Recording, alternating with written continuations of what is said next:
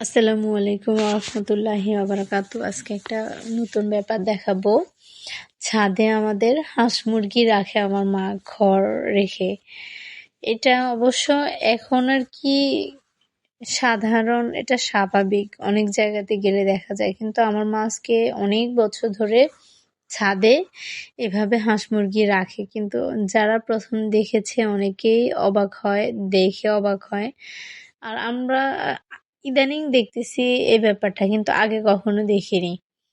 তো আগে আমার মা নিজে থেকে মাথায় এনে এইভাবে রাখছে। আমাদের বাড়ির পাশে জায়গা নেই, তো আমাদের সেজন্য ছাদেই রাখছে।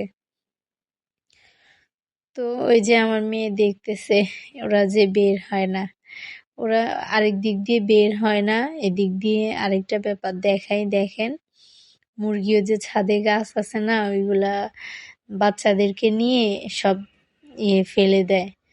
তো অন্যান্য গাছও নষ্ট হয়। তো সেজন্য মাকে আলাদা রেখে বাচ্চাদেরকে বাহিরে রাখছে, বাচ্চারা যেন খোলামেলা থাকতে পারে।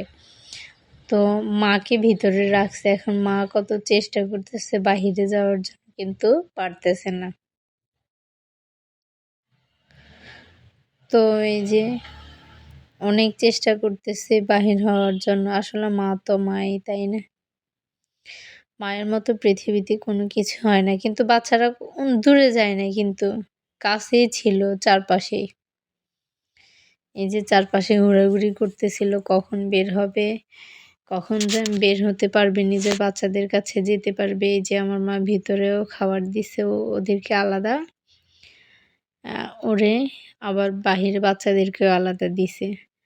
তো এই যে আমাদের হাঁস চলে যাচ্ছে, মাশাআল্লাহ, ঘরের ভিতর দিয়ে যাবে, আবার ভিতর দিয়েই বিকালে ঢুকবে সন্ধ্যার আগে।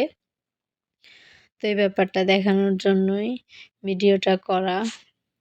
মাশাআল্লাহ, এই যে সুন্দর করে চলে যাচ্ছে, এই যে চলে যাচ্ছে ওরা দুইজন। আরো কয়েকজন ছিল, মারা গেছে।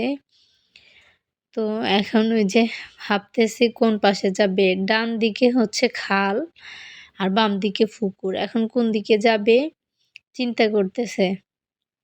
দুই জায়গাতেই যায়। তো আমি পিছন পিছন দৌড়ালাম, কারণ কে যেন পা ভেঙে দিছে একজনের। ও যে ও ঘরের ভিতরে রাখছে, ওকে ছাড়া হয় নাই। তো আমি দেখতেছিলাম যে কোথায় যাবে। তো পিছন পিছন আসলাম, এই যে হাঁটতেছে, এই যে আস্তে আস্তে আস্তে আমি যাচ্ছি, দেখি কোথায় যায়। পরে দেখলাম যে না, এতে পুকুরেই যাচ্ছে। পুকুরেও থাকে, খালেও থাকে। তো ওই যে ঠিকঠাক মতো যায় কিনা সেটা দেখলাম।